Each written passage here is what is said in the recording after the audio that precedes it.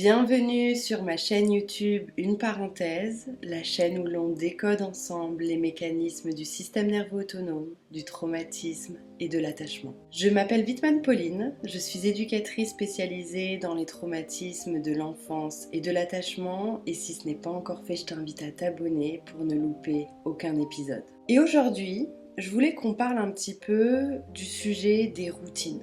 Est-ce que c'est une bonne ou une mauvaise idée d'incorporer des routines dans son processus de régulation ou de renégociation de nos traumatismes? Et je t'avoue que mon avis sur le sujet des routines a bien évolué ces 5 dernières années. Parce qu'au tout début de ma régulation, j'avais vraiment mis en place des routines insoutenables tout au long de ma journée. Je me levais très tôt le matin pour faire une petite session de yoga.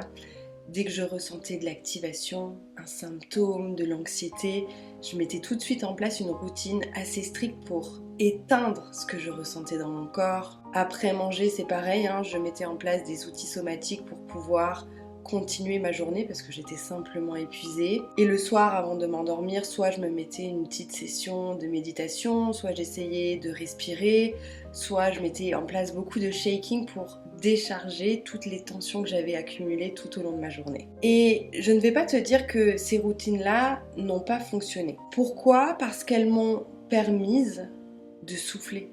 Elles m'ont permise de respirer et de reprendre le contrôle sur toutes les somatisations que je vivais au quotidien et qui littéralement me replongeaient encore et encore dans une posture d'impuissance. Ce qu'il faut comprendre, c'est qu'un système nerveux autonome traumatisé vit dans l'imprévisibilité permanente. En fait, il reste dans un état d'alerte parce qu'il n'a pas encore pu intégrer que le danger était passé, mais aussi qu'à tout moment, on pouvait être submergé, on pouvait vivre des expériences qui allaient dépasser les capacités de notre système nerveux autonome, donc soit des éléments extérieurs, les autres, une séparation, une opération, peu importe, mais aussi par des éléments internes, comme nos sensations, nos somatisations, nos pensées ou même nos émotions. Donc en premier lieu, il y a un côté assez rassurant de mettre en place des routines très strictes dans notre quotidien. Pourquoi ? Parce que la régularité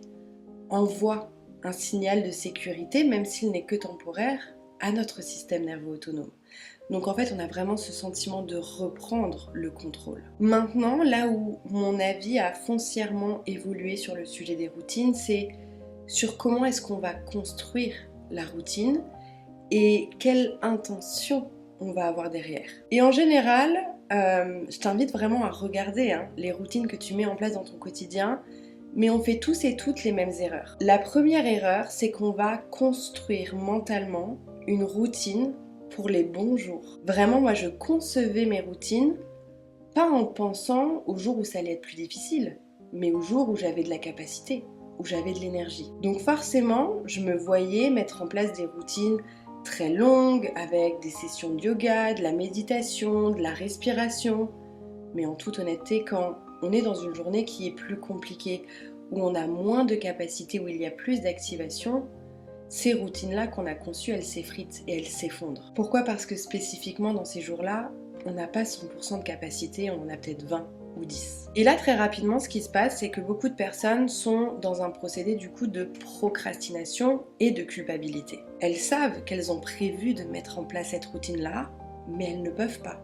Parce que leur système n'a pas les capacités pour pouvoir la tenir et l'entretenir. La deuxième erreur, c'est que très souvent on confond la routine et la performance. Et ça, c'est très vrai pour les personnes qui ont la stratégie d'adaptation de la performance, de toujours devoir être parfait, de toujours devoir faire plus. Il y a vraiment une version de routine qui va réguler et une version de routine où l'on va devoir performer. La routine qui régule, elle vient vraiment d'un ressenti interne, alors que la routine qui performe, elle vient d'une injonction externe, donc des traumatismes et des stratégies d'adaptation qu'on a dû mettre en place pour pouvoir survivre. Et le résultat, c'est que d'un côté, quand tu mets en place ta routine qui va te réguler, ça va t'apaiser. Tu vas pouvoir retrouver ta sécurité.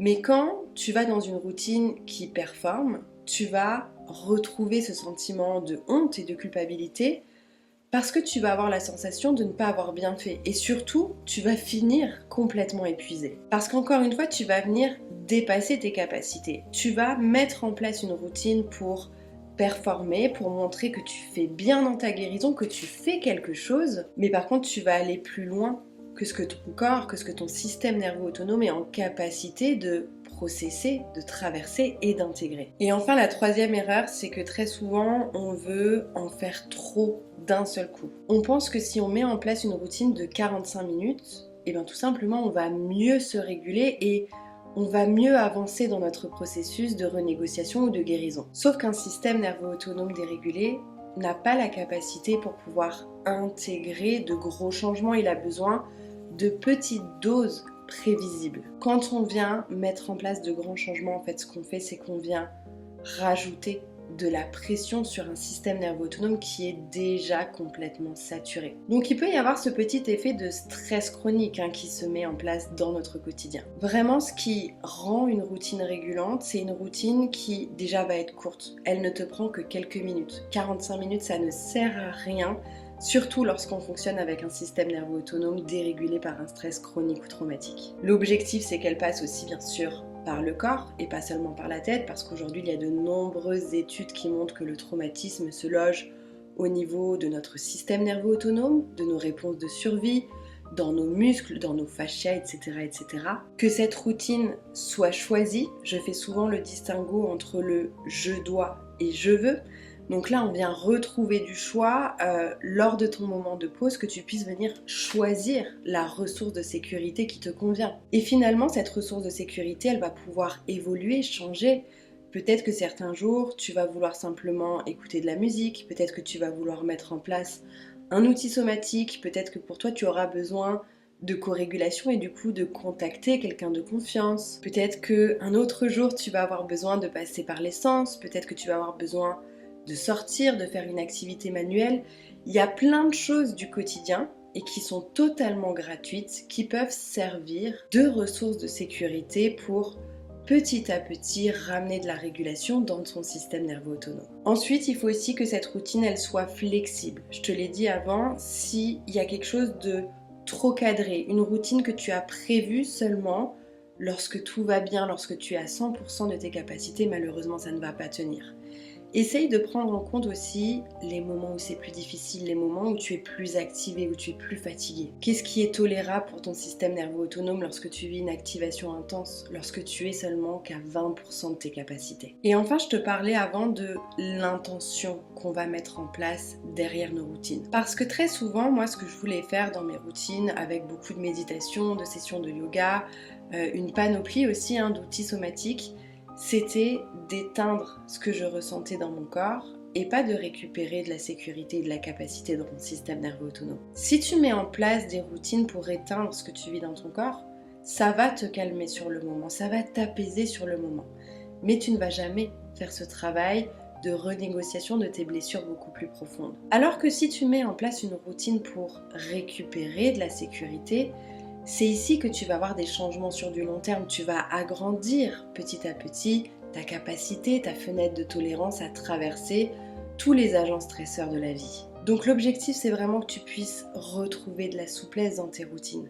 Si tu as besoin de cadre, tu peux t'organiser 3 moments de pause tout au long de ta journée pour mettre en place ta ressource de sécurité. Mais si tu fais partie de ces personnes qui procrastinent peut-être un petit peu plus, je t'invite vraiment à mettre en place le procédé de l'empilement des habitudes. L'idée, c'est que tu viennes coller une ancienne habitude à une nouvelle. Par exemple, si tous les matins, tu te fais ton petit thé ou ton café, l'idée, c'est que tu puisses incorporer, coller, ajouter une nouvelle habitude à cette première. Ok, quand je suis en train de préparer mon thé ou mon café, je viens simplement mettre en place l'outil de l'auto-toucher.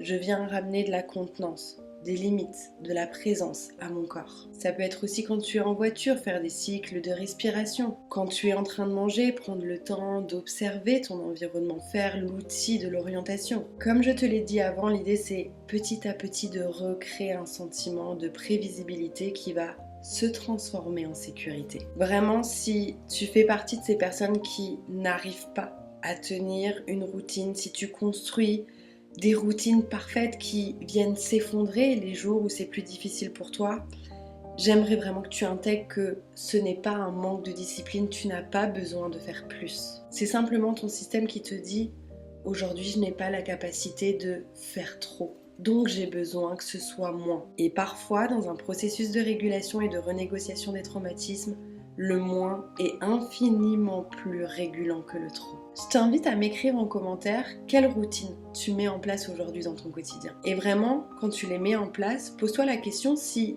tu es dans un processus de survie, d'automatisme, ou si tu cherches quel signal de sécurité va pouvoir au mieux te réguler tout en prenant en compte tes capacités du moment. Laisse-toi la possibilité à ce que ce soit différent de ce que tu vois sur Instagram, laisse-toi la possibilité de recréer de la sécurité, de la prévisibilité, mais surtout de retrouver du choix. Quelles ressources de sécurité j'ai envie de mettre en place pour me soutenir ?